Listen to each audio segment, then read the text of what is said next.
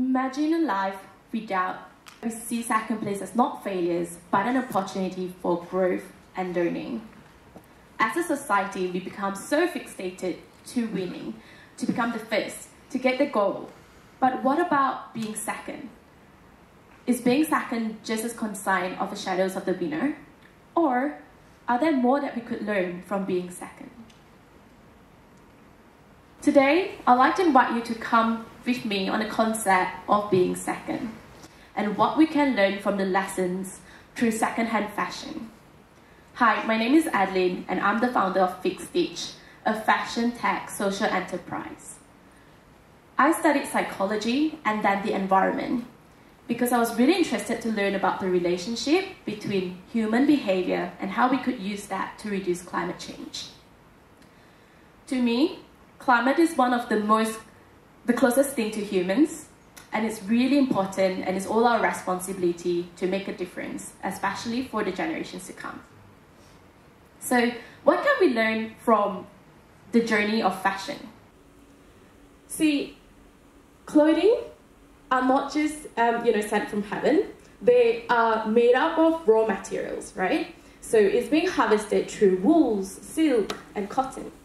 It is then spun into threads, which is a meticulous craftsmanship, and then it doesn't end there.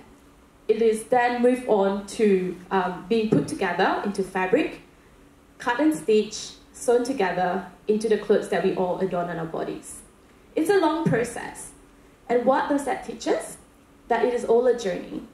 And it's not about the outcome, but how each of these threads are purposefully made for a better and a bigger reason. And that's what coming in second teaches us. So, growing up, I like to play with my sisters and my friends, and I'm sure most of us, similar like me, have done that before. So let's all go back to our childhood, right? So think of the times where we play like chasing, like hide and seek. Winning was everything to us, and losing just meant disappointment. So often we forget about the possibilities, the strategies, and even the fun that comes along with playing. All we were focused on was winning. And the lesson behind all the wins were very much minimized and sometimes set aside. When I was younger, I loved playing rock, paper, scissors. I'm sure like most of us have played that game as well. The problem with that game, it's a probability game, right? You might not know what's coming up next. But you have to play the game long enough in order to know your opponent's next move. Very much in life as well.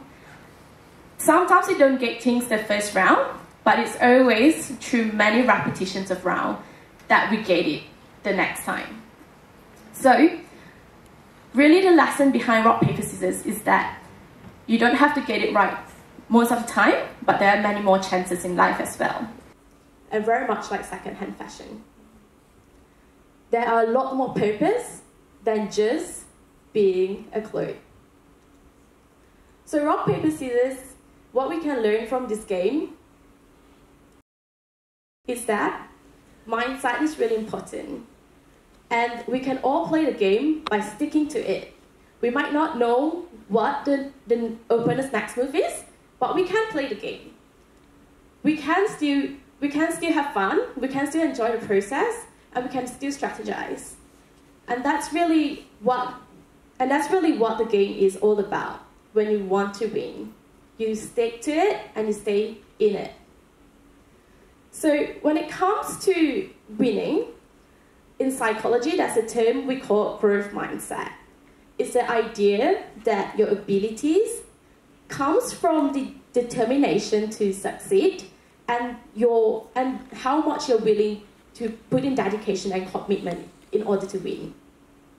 So really the concept here is that there are no losers. There are only winners who can celebrate victories. Or you could either be second place, but you learn. The idea of growth mindset was introduced by the psychologist Kevin Thread, and it tells us that life is not all about failures or winning, but life is really about the journey. So just like how we went through the process of how clothing was made, life really is about that. Life is about all the stories that we gather, all the memories that we create, all the lessons that we learn, and the experiences that actually matters most than coming out first or being too outcome-oriented. Fashion is one of the largest polluters globally. It takes 2,700 liters of water to make one piece of cotton shirt. And if we look around us in this auditorium, each of us are somewhat using a form of fashion. 2,700 liters of water, that's enough for a person to drink for 2.5 years. So you could imagine how much water and how much of the natural resources we are using on Earth. And that's why circularity in fashion is so important. And that's why we need to learn to continue to create longevity in fashion. Now, in the fashion industry, we've all grown to becoming really stylish, really fashionable, and that's where we introduced the concept of fast fashion. This is where people use clothes, they buy clothes, and then they toss it out without thinking too much about it.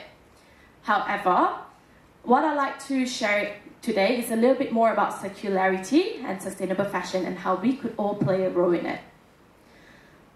As we all know, fashion is part of our life. We use it every day. And fashion is again polluting to the environment. And the thing with the environment is it all affects us, whether it's climate change, through flood, through deforestation, and so on. Eventually it'll get to us. And so this is a call to action for us to move fast and move now.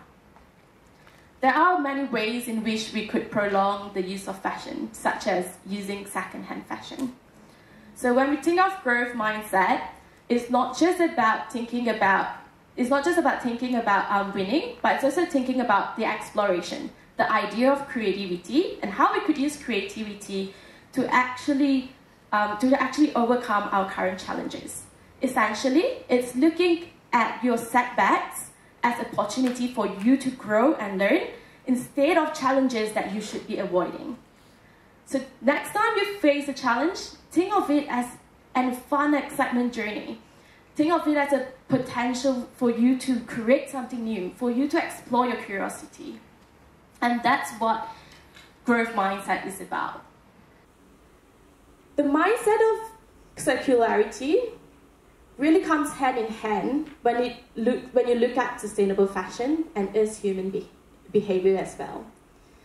There are so many things we can do as humans in order to preserve our environment, especially with fashion. There are many setbacks, many challenges, but there are also a lot of alternatives. And that's why growth mindset teaches so much about resilience, adaptability, and exploration. Setbacks and challenges are a good part about our lives. They really aren't that bad. So if we could just look at the glass half full, and if we could just explore different variants of solutions, there will always be a way out. Now, with growth mindset, there are a lot of potential for us to be resilient and for us to explore failures, change that into something greater than us. So today, before I finish my speech, I'd just like to encourage all of you to come on this journey with me to explore different ways in cultivating a better world through fashion.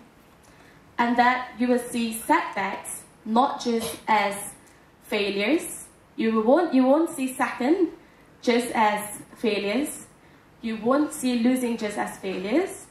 But you put that all aside, and that you see this as an opportunity for you to grow, for you to take on bigger steps to your future, for you to actually explore different strategies, different opportunities, different creativity. Really the key word here is for you to cultivate a more curiosity and a better exploration to your new life. Whenever you're faced with adversity, think about the growth mindset concept. Think about how you could change setbacks, challenges into something positive and something that you could actually adapt to that challenge. So don't worry next time whether you see yourself coming second on the podium or coming in last, that doesn't matter at all. The most important lesson here is that you have fun and that you've learned lessons throughout the journey and that you've grown. Just like second-hand fashion, we all have different stories that we could tell. Just like clothing, we've loved them, we've worn them, and it's always too early to toss them out. Setbacks, challenges, those are just redirections. They are never rejections. Likewise with second-hand fashion. Those are not clothing that are rejected, but they are goods that are repurposed. So always think of it with a growth mindset mentality. Whether you find yourself on the podium or a clothing in a closet next time, don't look at them solely just as winners, solely just as losers, but look at them with the unique lessons, the unique experiences, and all that we have gathered through our different walks in life, just like how second-hand fashion could teach us. Thank you very much.